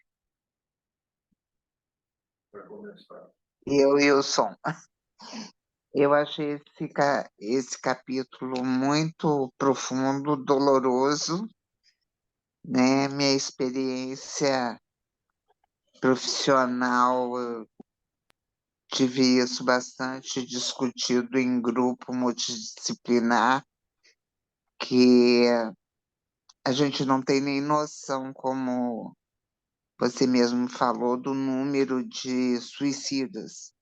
E por tabu da sociedade, por falta de especificação dentro dos órgãos que fazem a estatística nacional, e isso é muito grave, porque reveste na falta de programas públicos de prevenção. O Setembro Amarelo, ele surgiu, para ele surgir, muitas pessoas tiveram que não suportar mais viver, né? Isso é muito, muito doloroso. E eu Maria Silvia, resumiria... só fazer uma breve. Eu acho que tudo a gente joga também no poder público, tá? Não, e Eu penso o o seguinte: individual também. hoje, com a tecnologia, com o advento da tecnologia, procurar ajuda é mais fácil. Eu sei Ah, que é muito muito mais fácil. difícil a pessoa recorrer à ajuda, mas existem os amigos, existem os familiares que também se movimentam. A questão não é só o poder público, a questão que eu vejo e que o autor trouxe, que eu entendi, isso é pessoal, tá? As É a estatísticas pessoa mostram. querer modificar a sua vida, que foi como a Thaís colocou no início. Nós estávamos conversando, nós duas, como a maioria das pessoas ainda se comprazem nas sensações materiais. Porque você, Verdade. por exemplo, para um carnaval, muita gente não gosta de que eu comente isso, mas eu comento porque eu li Nas Fronteiras da Loucura e eu não mudo a minha opinião. Cada um se afiniza com o que quer. Mas a pessoa vai por uma festa de carnaval. O que você espera encontrar numa... É uma confusão. Desculpe, mas é uma confusão. Aham. É uma confusão. O que você espera encontrar lá? Que tipo de amigos, Energia. encarnados e desencarnados, você vai encontrar lá? Então, a pessoa está deprimida, tem transtorno mental e vai para uma confusão dessa. Então, ela vai ter a Ambiente que só vai aparente felicidade. prejudicá-la, né? Hã? Vai para ambiente que só vai prejudicá-la. Só vai prejudicar. Então, ela vai ter a aparente felicidade, né? Que é o entorpecimento, Temporária, né? que você já explicou como o nosso cérebro funciona com o entorpecimento, que tem esse tipo de entorpecimento também, toma álcool, usa droga. Então, desculpa, mas eu acho que hoje em dia todo mundo fala, é culpa do governo, é culpa do poder público, mas a pessoa não quer sair da sua zona de conforto e se modificar. Isso é verdade. E existem movimentos chamando, vem para a igreja, vem fazer um trabalho social. Eu chamei já um monte de gente, vamos lá na Rocinha subir comigo para ver o trabalho social. Ah, não, eu não subo em comunidade, mas vai lá para o negócio da feijoada da escola de samba. Aham. Vai para a comunidade para, como é que é? Ensaio de escola de samba, mas não vai fazer o trabalho social. Então, é aquela coisa. Jesus já falava, onde está o seu tesouro, lá está o seu coração. Lá nos tempos de Antão, a gente não tinha essa consciência dos transtornos mentais. Hoje É, a gente tem. nem um Estou pouco. falando com a que você trabalhava. Hoje os psiquiatras, os psicólogos têm um olhar diferenciado. Agora, a questão é, Humanizado, o né? paciente quer melhorar? Eu acho que também tem um fator que hoje em A dia adesão é muito você difícil. tem a internet que fez com que as pessoas elas ficassem constrangidas em mostrar sua realidade, que é o que acontece, né? As pessoas mostram uma fantasia. Elas não mostram a realidade da vida delas porque Vivem da fantasia, né? você sempre tem que mostrar que você está bem, que você está feliz, que você está ótimo, que tudo é maravilhoso. Isso faz com que a pessoa fique com vergonha ou inibida a falar que ela está mal. Porque está todo mundo bem, fingindo que está tudo bem, botando post na internet que está tudo maravilhoso. Aí quem é você, como falam na fila do pão, para chegar e dizer que está tudo ruim? Se está todo mundo muito bem. Então, acho que a internet fez com que limitasse muito as pessoas procurarem ajuda por ter se sentir livre para não Com um mundo constranger, paralelo, né? não é um mundo Como tipo paralelo, de mundo falar de que, paralelo. olha, eu não estou bem, apesar de todo mundo estar bem, eu não estou bem. Então, acho que isso piorou muito, porque antigamente você não tinha internet. Então, É. quando você não estava bem, você não tinha como saber se os outros estavam bem, se não estava bem. Você viu Você aquele sabia? gráfico que eu coloquei no início, antes das redes sociais? Eu coloquei um gráfico no início que mostrava o índice. Sim, sim, você vê ali no Qual início. período, Se você né? reparar ali naquele gráfico, as pessoas de mais idade na década de antes de 90 eram os que mais se suicidavam, os Não, idosos. menos. Não, não é isso que eu estou falando. Se você reparar, o gráfico dos mais jovens foi aumentando o suicídio. Por quê? Foi aumentando o acesso à internet a eles. Os idosos não têm tanto acesso, começou aí depois, eles foram primeiro. Então, se você reparar, na época que começou a entrar a internet, os idosos baixou o suicídio, quem aumentou foi dos jovens. Não foram dos idosos acima de 60 anos, com o advento da internet. Então, eu acho que o fator assim, procura ajuda, eu acho que a internet limita muito de você procurar ajuda, porque você fica naquele mundo paralelo, Matrix ali, de que está tudo muito ótimo. Quem sou eu para falar que está ruim? Então a pessoa fica constrangida, ela não fala para os... Veio o papel da família, dos Então, mas amigos. aí você já tem uma família que é mais afastada do, né, o grupo familiar Cada não um está tão vivendo o unido seu como mundo, né? antes, né? É um grupo familiar meio desregrado, né? Você tem os amigos que fingem que está tudo bem, como é que você vai falar que está tudo ruim? Então Aí você não veio fala para os amigos, o não vídeo fala para a que eu coloquei família, no você... início. O vídeo que eu coloquei no início foi o Rossandro falando da quantidade de pessoas que estão indo nos atendimentos fraternos, não só das casas espíritas, mas do católico, do evangélico, É, para conversar com os pastores, com os padres, com os atendentes fraternos das casas espíritas, para confortar o seu coração em relação a isso. Eu vejo o seguinte, é muito fácil procurar culpado. Eu acho que é muito fácil. Eu estou falando isso por mim. Ano passado eu passei por um momento de dificuldade e eu não procurei culpado, fui buscar ajuda. Então, é muito fácil a gente procurar culpado. Eu sei que eu tinha um pouco de... No meio da minha loucura, eu tive o meu momento de discernimento, porque é aquilo que eu estava comentando. Você, quando tem o hábito de fazer a prece, de se esforçar em alguma coisa, você está apto para receber mais as influências para ser ajudado, até pelo plano espiritual. Mas é a responsabilidade Não, nossa também. mas você pega um jovem que não tem espiritualidade nenhuma, E tem ele a não tem do isso. plano espiritual, Débora, mas aí Não, eu sei, é o nem isso. Eu livre-arbítrio. não tô, não é isso que eu estou falando, Fernando. Estou falando da conjuntura atual. Comparar a nossa cidade, que tem espiritualidade, que a gente vive numa casa espírita, com os jovens que não têm espiritualidade, uma família desregrada, tem a internet que já não é facilita, difícil. é muito mais difícil para eles procurarem uma ajuda, perceber que tem que procurar ajuda. Não estou nem falando procurar, não. Perceber que está na hora de procurar uma ajuda antes que fique pior, a ponto dele querer se suicidar, do que a gente. Eu acho, eu vou dar um exemplo. É uma outra realidade, né? Hoje eu peguei uma paciente que ela perdeu a filha de 16 anos, caiu do edifício. Ela estava estudando, ela estava no quarto com uma amiga, a irmã estava no outro quarto, os pais trabalhando. A menina foi usar uma droga, os pais nem sabiam que ela estava usando droga, usando um entorpecente, né? Não é nem cocaína nem nada, era um opioide, alguma coisa assim. Ela teve uma alucinação, encostou, se perdeu o equilíbrio e caiu. Ela não se jogou, não, ela caiu porque a amiga contou que ela caiu e morreu. Débora, Tem só um 12 anos. minutinho. Ela usou o opioide. É suicida inconsciente. Não, eu sei que é É suicida consciente. suicídio inconsciente. Não, eu sei que para a família não é um suicida, é isso que eu quis dizer. Para a família ela caiu, né? Para quem não é espírita não sabe o termo suicida inconsciente. Eu até expliquei isso para a mãe. Mas para a família ela não é um suicida, ela caiu porque usou droga. Eu tô querendo falar o seguinte, que a mãe, ela falou assim, eu falei, mas não tinha nenhuma alteração de comportamento. Ela falou, doutora, não tinha, a gente era uma família muito unida, a gente sentava com nossas filhas, e eu nem percebi que a minha filha estava usando droga, apesar da gente ser muito, sempre muito unido. E passou despercebido. Então, tipo assim, e olha que era uma família que ela falava, a gente sentava para conversar, a gente jantava junto.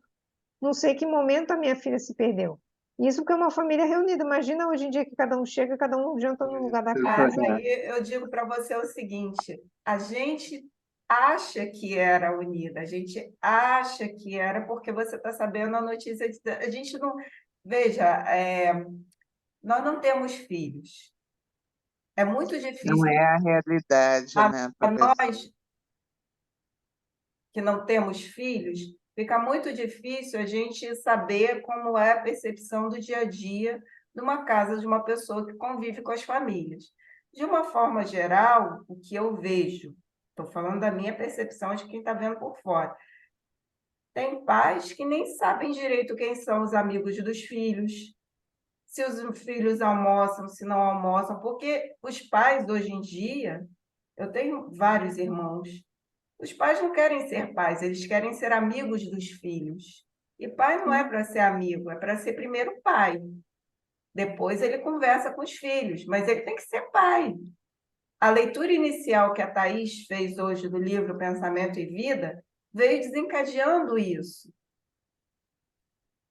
Porque os pais precisam se inteirar mais dessa vida dos filhos. E Sim. como nós trouxemos hoje Às vezes os pais não têm nem uma crença. A religião faz falta na nossa vida, sim, porque hoje a sociedade é de consumo. Se não tem o carro, uma vez uma colega nossa falou que tinha trocado de carro e foi buscar a filha na casa da outra amiguinha.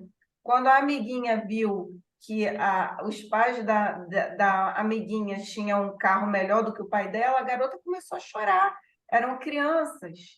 Então, quem é que passa Materialismo. isso para os filhos? São os pais, gente. Os filhos são o espelho dos pais. Não reflete. Então, a gente tem essa percepção que você tem da família Margarina, foi a que a sua paciente te deu. Certamente não é a realidade, porque ninguém usa opioide assim por nada. Certamente Sim. a garota tinha um vazio existencial que a gente não sabe do que é. Porque Ou então já era um ex-suicida também, foi apresentado é as drogas e, reincidência. infelizmente, Mas não é reincidência. família Margarina. Não existe família Margarina. Não existe nenhuma família. Nós somos muito amigos. Não, gente, isso não existe. Desculpa, mas não existe.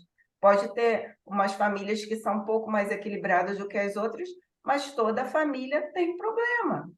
Não existe a família perfeita. Agora, se você não tem um segmento religioso na tua casa, a pessoa às vezes não tem religião, mas conversa sobre Deus, faz um trabalho social, tem alguma coisa além do consumo, porque hoje a sociedade está sim voltada só ao consumo.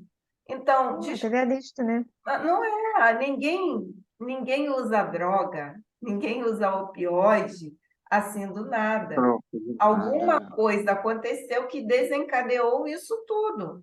Então, a família tem que fazer um tratamento com um psicólogo para Não saber estão onde fazendo. está o problema. Sabe, de Ela forma já está estudando espiritismo, está lendo, está buscando espiritualidade, a mãe. excesso de facilidades, porque o opioide, com qual dinheiro que ela comprou o opioide? Então, são os excessos de facilidade. A sociedade adoece porque os pais querem dar tudo muito fácil para os filhos. Não quer ter trabalho, não quer conversar. O pai tem que limitar. O pai não tem que ser amigo do filho. O pai tem que Hoje os pais limitar, são muito entendeu? permissivos. Sim, então não é uma família que, não sei de onde isso, do que isso começou. O caso de suicídio que eu tive na minha família foi por causa de consciência culpada de um erro dessa vida pretérito, que a pessoa não soube conviver com a culpa. Então, ninguém que é levado a usar drogas acontece do nada. Não existe família perfeita, gente, não tem essa. Por mais que a gente queira enfeitar a árvore, as folhas uma hora vão cair. Então, a gente tem que refletir no que a gente tem que melhorar em nós. Qual que deveria ser a conduta desses pais? Procurar uma igreja para conversar com o padre, tentar compreender o porquê disso tudo, procurar, sei lá, uma casa espírita. Eles procuraram casa espírita. Mas agora estão bem, já estão mais. A irmã está bem, o pai e a mãe estão bem. E a irmã viu tudo, né? Os pais estavam trabalhando, uma irmã que teve que resolver tudo assim, né? Descobrir que ela tinha se suicidado, que ela estava no quarto estudando, não viu que a menina caiu, né? Então foi. Eu falo assim, eu acho que hoje em dia é muito mais difícil de você ver um jovem procurar ajuda do que antigamente. Justamente por todos esses fatores que fazem a pessoa ficar mais isolada. Eu tenho uma amiga que ela falou que a quantidade de criança que está se machucando, se flagelando no quarto por causa de dores, Na né? internet ensinam como se Ainda tem suicidar. isso. Ainda tem isso. Estão se ferindo por dor, porque não se abre com o pai, ou já não tem abertura em casa para se abrir. Os amigos não vai se abrir porque acha que está tudo Da família. maravilhoso. É a crise da família. É a crise da família. Falta de espiritualidade mesmo, né, de conhecimento, de tentar se unir novamente, né, se aproximar de novo, as famílias se aproximarem, elas estão cada vez mais distantes com o uso do celular. Então, série e celular, cada um no seu É o quarto, cada um com o seu celular. materialismo. É o materialismo. Daí do capítulo aqui, eu tiraria, não sei o que vocês acham, uma frase apenas, um parágrafo que foi o meu eleito aqui. Ninguém poderá dizer que toda enfermidade, a rigor, esteja vinculada aos processos de elaboração da vida mental, mas todos podemos garantir que os processos de elaboração da vida mental guardam positivas influenciações sobre todas as doenças. É o que todo tempo se falou da troca de energia, do que pode nos adoecer, de que é nossa responsabilidade as escolhas em tudo, né? Então foi o parágrafo que eu achei mais significante no capítulo. Thaís, você quer falar alguma coisa?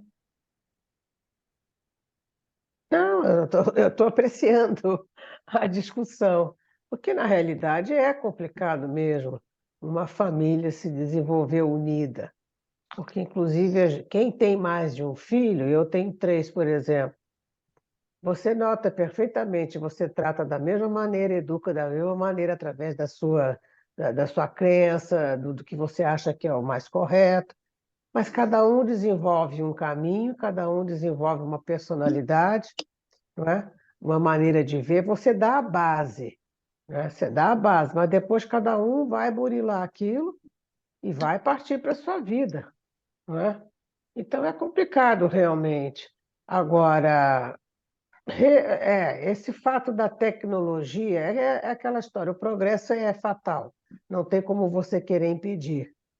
Mas realmente, antigamente, você almoçava todo mundo sentado numa mesa, você jantava todo mundo sentado numa mesa, havia um convívio, até programa de televisão se via juntos, né? Mas isso aí acabou, né? Então nós temos agora que juntar tudo de novo, ver se consegue voltar um pouco de união, né? Familiar, coisa que está muito dissipada, porque, inclusive, a geração dos pais agora modernos, eu digo modernos de seus 30 anos, né? Porque todo mundo tem filho mais tarde agora, né? 30, 40 anos. É uma geração que, não sei, me parece muito fraca, sabe? Não tem muita pertinência nas coisas, delega logo rápido para qualquer outro profissional, seja professor, seja lá o que é, psiquiatra. Hoje eu vejo crianças com 8, 9, 10 anos, tudo já em psicólogo. Você tenta entender, mas o que é isso? É complicado o negócio, é complicado. Quer dizer, nós estamos passando realmente por tempos complicados, difíceis, que nós precisamos manter a tranquilidade. Isso é fundamental, né? E por aí afora vai, a gente se ficasse aqui, vamos virar a noite discutindo coisas, né? Mostrando falhas, né? Que infelizmente a humanidade foi caindo, né? Enfim, Eu vamos acho, em frente.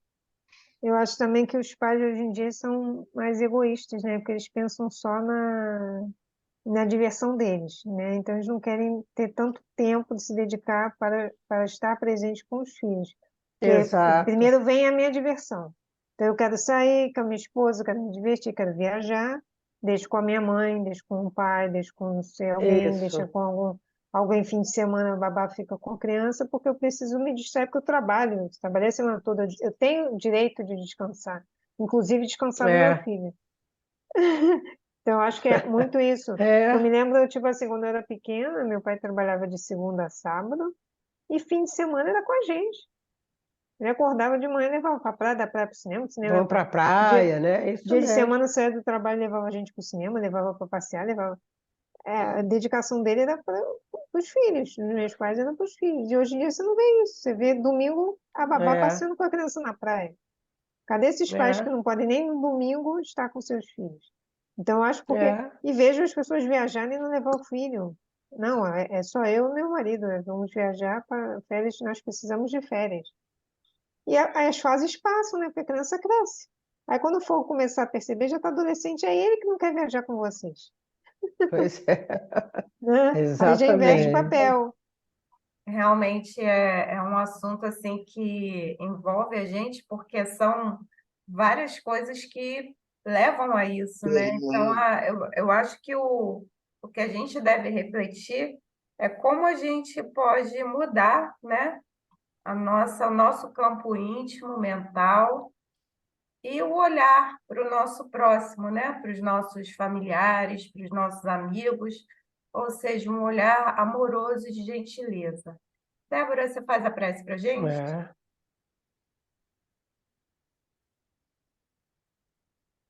Amado Mestre Jesus, guias irmãos espirituais, presentes na noite de hoje, pedimos, Jesus, que tu ampares todos aqueles irmãos que cometeram esse ato de retirar a vida antes do tempo necessário.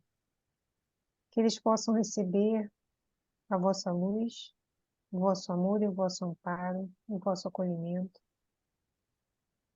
Que os socorristas espirituais possam atender esses irmãozinhos que se encontram nesse plano encarnado ou desencarnados, que pensam neste momento em suicidar-se, que se encontram em desespero, sem com quem falar, sem com quem dividir suas angústias e suas dores, que eles possam lembrar quem eles são, que eles são um pedacinho de Deus, que a sua essência divina de Deus está dentro deles, que ela pode ser acesa a qualquer momento, que assim eles desejarem.